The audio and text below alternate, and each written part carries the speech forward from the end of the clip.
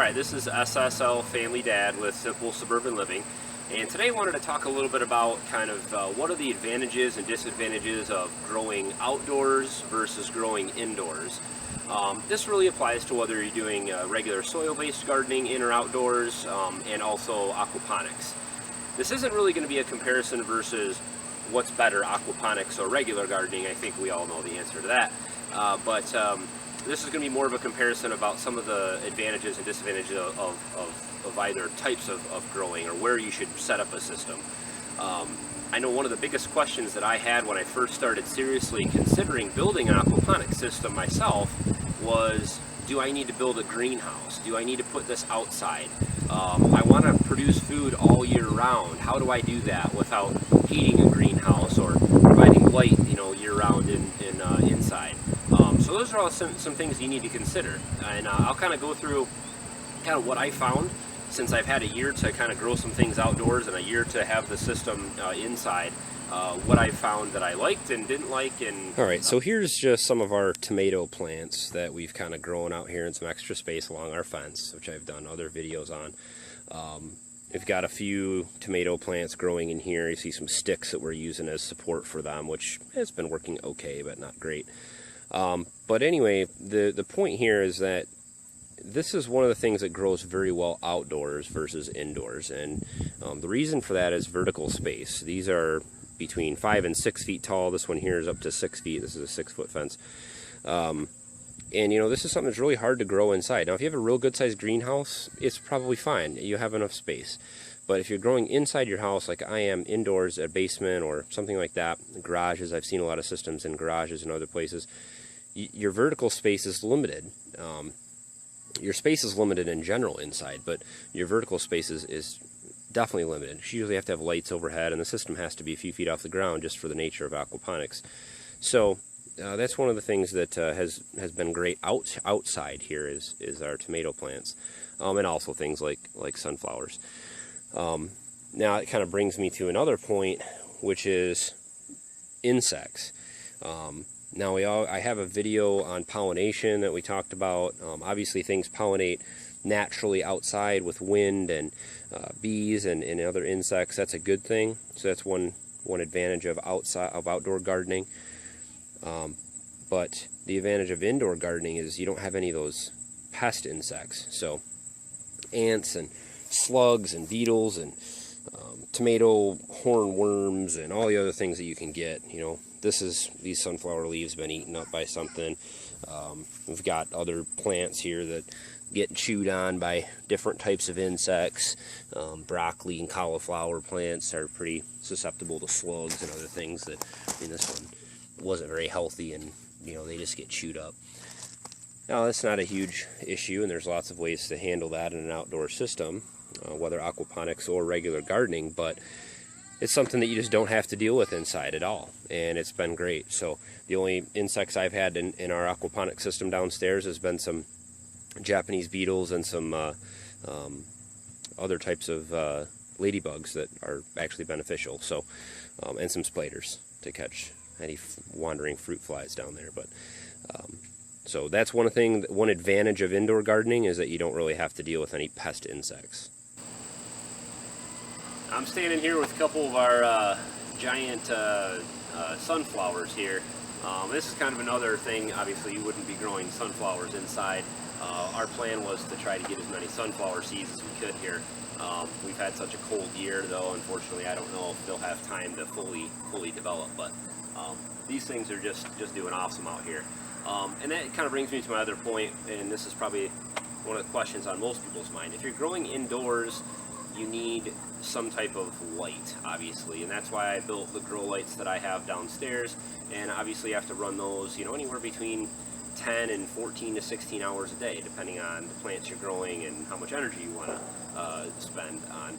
But outdoors, you have an unlimited supply of sunlight, so that's one of the huge differences between growing indoors and outdoors. It does cost money to grow year-round inside because you have to run those lights. Now obviously one of the disadvantages to growing outdoors is you can only grow during your season, and this year we've had a very cool season. Our peas and beans have done really well. Tomatoes have not. sunflowers have not done quite as well, and some other things because it has been very cool here. When you're growing indoors, you have complete control over that climate, so you can always keep the humidity where you want it, you can always keep the temperature where you want it, and so that's one of the big advantages of growing inside, or even inside a greenhouse. However, if you want to grow year-round in a greenhouse, you obviously in the summertime have to provide some type of cooling or vents in there because it'll get too hot. And in the wintertime, you have to heat it, which of course costs energy as well. Even if you're heating with wood, you have to cut the trees, you have to split the wood, or you have to buy the wood. So one way or another, you have to heat the greenhouse. Now, of course, there are other passive heating designs like Wallapinis and in-ground greenhouses and solar heating with water and all that kind of stuff. Those are great ways to grow year-round, and there are some ways to do that also. But in general, for most of us, throwing up a quick hoop house, you have to heat that throughout the year if you want to grow year-round. Okay, so we're down here in the Aquaponics Garden in the basement. This is just kind of a wide shot of the system. And one of the things I talked about as being an advantage of growing outdoors was that you have a lot more vertical space, obviously, outside. Or even in a greenhouse. If you build a greenhouse tall enough, you've got a lot more vertical space. Now, one of the things that I talked about in my Aquaponics tips and tricks video was if I were to redesign the system, or as I add on to the system, I'm going to lower my grow beds down and a little bit lower. I designed it this way with water levels and things in mind. But I definitely would like these to be lower. That would give me more vertical space here where I probably could grow a 4-foot tomato plant or something like that. You obviously have to have lights above the system as well, which takes up some of your vertical space. So, you know, growing real tall plants just doesn't always work out as well. So if you're growing in a basement or a garage or something like that, the vertical space that you have is pretty valuable. So that's an advantage of growing outdoors. But there are lots of plants that obviously you can grow that are shorter that don't require that much vertical space. So it's not a big deal. You just have to kind of pick and choose what you're going to be growing. One of the other things that I talked about was sunlight. And obviously we have to have the grow lights here in the aquaponics system. So those do require energy to run. Now I built all these lights myself. They're about $40 a piece. And the bulbs that I have in here are all CFL bulbs. They're between 18 and 23 watts of power consumption each.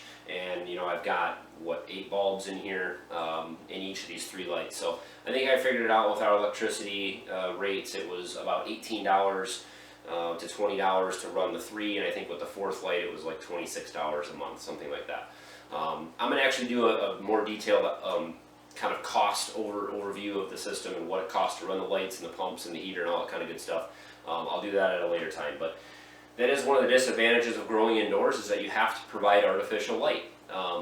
It does require certain bulbs, and again, that's something I've talked about in other videos. But so when you're growing outdoors or in a greenhouse, obviously you have, you know, as much light as you want naturally, and you don't have to pay for that. So that's an advantage. One of the things that's been awesome in here, like I mentioned outside, no insects. I have not had any insects that have gotten into the house that have been, you know, that hurt my plants. I've had some ladybugs, and I actually had a bee in here one time, but that's been about it. So that's been a huge advantage of growing indoors. I don't have to worry about any pests, which is pretty cool. The other thing is that it's always a constant temperature down here, so I don't have to worry about if we have a bad year or a good year, we have too much rain, too little rain. I have complete 100% control over the environment that the plants grow in. And I can control how much light they get, I can control how much water they get. Well, in aquaponics they have as much water as they need. I can control the temperature of the water, I can control the temperature of the air. I can control the humidity down here by using a dehumidifier and a humidifier in the wintertime. So that's a huge advantage, is you have complete control, and you can really get an environment that's perfect for your plants to grow in when you're indoors. Whether you're in a greenhouse and you're heated, you have a heated greenhouse, you can do the same type of thing. Or whether you're inside. So that's a huge advantage of this. I don't have to pay anything extra to heat this. It's in the house, so it's heated. I don't have to pay anything extra for any of that stuff. So that's all kind of a benefit of growing inside, is that you don't have to pay for heat or cooling. You know, in a greenhouse you have to have some type of vents in the summertime because it'll get too hot. So those are things I don't have to worry about in here, which has been awesome. So I just figured I'd kind of wrap up the video here, just kind of show a couple of the things that have been growing real well lately. Got these red peppers that you can see are starting to turn. These have been growing really well too. They're not as big. These ones are a lot bigger than my first couple I've had off of here, but it looks like I'm going to get about one a week off of this plant, which has been pretty cool. Also have my banana peppers in the back here that all of a sudden have started growing really well. I have no idea. These things have been in here for like 4 months, and the pH has been so high they've not grown very well, and then all of a sudden they just started taking off. So pH hasn't changed, but I think they just got established enough. So, but everything else has been growing really well, and I've got the last grow bed here finished up, and I'm going to be building a light to put over that and transplanting some plants into it, and then I'll get the two center grow beds here switched out with the new rock. You see I have the old river rock in here, which I do not recommend using, and then I have the newer beechwood pebbles in here, which these things are awesome. So, but that's pretty much the gist of the system here. I've harvested some celery, and we use that for a soup. The kale we continue to harvest now and then. I've got some Swiss chard we've been munching on here and there. Dill we're going to be using for pickling soon, just some other things. So I'll be doing a lot of planting and some new plants. I've got some dwarf tomatoes I'm going to try in here, and some other things. So stay tuned for the progress. And if you have any questions, please throw them below in the comment section, or if you have any other comments of some advantages or disadvantages of indoor versus outdoor gardening, please throw them in the comment section to share with others and me. So I would appreciate that. Please click down there on that thumbs up button. It really does make a huge difference for the video. I appreciate any thumbs up that you have for it. Other than that, I thank you for watching. Have a good one.